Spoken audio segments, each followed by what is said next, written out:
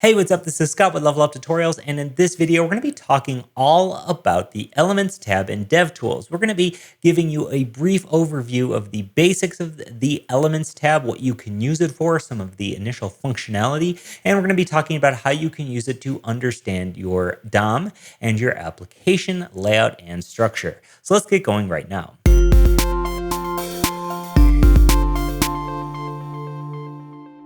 Okay, so before we get into anything crazy in the series, we are going to start out at the basics. Now, the basics include this Elements tab. Now, there's so many things in this Elements tab, so we are going to take a couple of videos to talk about some of these things, some of the CSS debugging, some of the HTML debugging, and some of the ways that we can interact with our website via the DevTools. Now, the Elements tab is honestly where you'll be spending most of your time within the DevTools.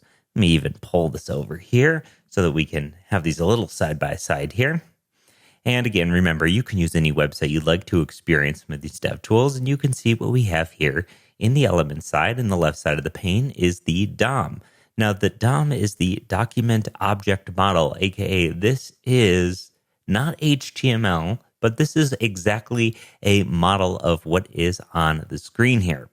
So the fact that we have all of these things and all it looks like HTML, this is actually the DOM itself. And this is the representation of what's being rendered on the site.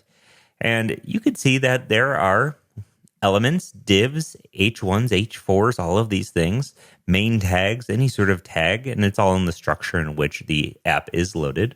And you'll notice we can select a various item.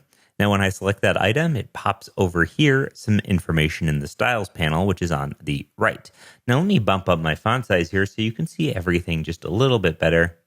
And it might even push these down on a new line. We'll see here how big we can get this and have it be manageable. So when I select something, you can see all of the styles that have been applied to it. Now, the very first thing up top is element style. Now, element style only exists if you have styles that are applied directly to the element itself. You can see those styles listed in a style tag right here: style, text align, center, margin, opacity, and these are called inline styles. Now, these inline styles are going to be the highest, most importance, with the exception of the important tag that you might feel inclined to use at some point in your CSS authoring, although I would highly recommend against it. Now, from here, we can actually uncheck any of these properties. Now, if you've never done this before, this might be an eye-opening experience. You could head to any website and start messing around with the CSS. Now, if you haven't done this before, I highly recommend just going into one particular application and just start poking around the CSS. Now, some of the things that I've learned the best in web development, I've learned from looking at other websites' code, simply by inspecting the element, heading to the Elements tab, and checking out the CSS. You don't need a blog to figure out how to do something when you have the code sitting there right in front of you. And it's a great opportunity to see some real-world use case for different types of CSS. So if you are trying to understand HTML and CSS a little bit better, I highly recommend just using the Elements tab on many websites you use all the time just to see how they do things. Now, from here, we also have the option to modify properties. You'll notice that some properties, such as this width, are italicized, and these cannot be modified. Now, that's really just because we're a production website here. This is production. If this was in development mode, most of these would have checkboxes. You could check them and change them. But if you wanted to override anything, you can always just click this empty space below your property here in the element style. You can click it, and we could start saying, oh, you know this width 95%? Well, what if we want the width to be... And you could say, well, we want the width to be 100 pixels. And you can see now that our site is, 100 pixels wide in this div, which is obviously not wide enough to even show some of this text and some of these letters completely. So we can see we just completely ruined the sort of layout and look of this thing.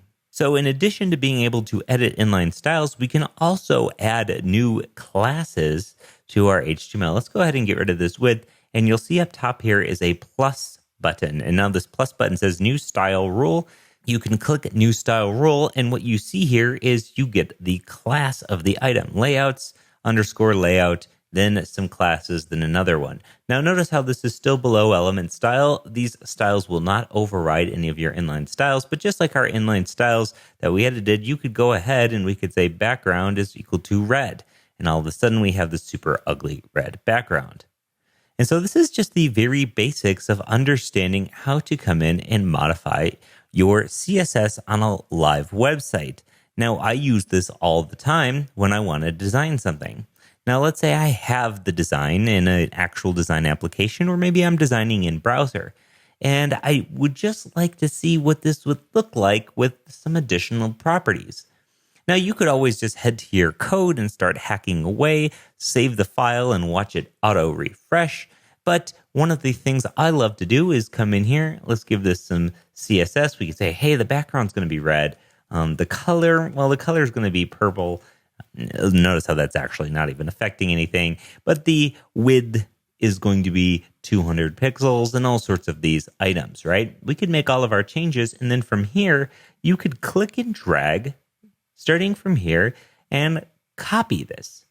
Now, when you copy this, this is going to actually copy this CSS as it is as CSS. Because what you can do from here is paste this into your code. Now, one of the things I love to do is always test something out before I write it in my actual code. And by coming in here, creating a class, and then authoring your CSS in here allows you to see how this thing is going to function. For instance, if instead of 200 pixels, we had 50%.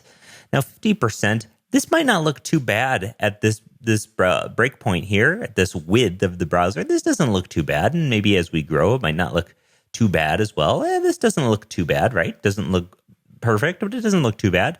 But once we get in here, you're going to see that doesn't look so good. And so these are the kind of things that you can now test out and play with inside of the browser instead of having to write any code.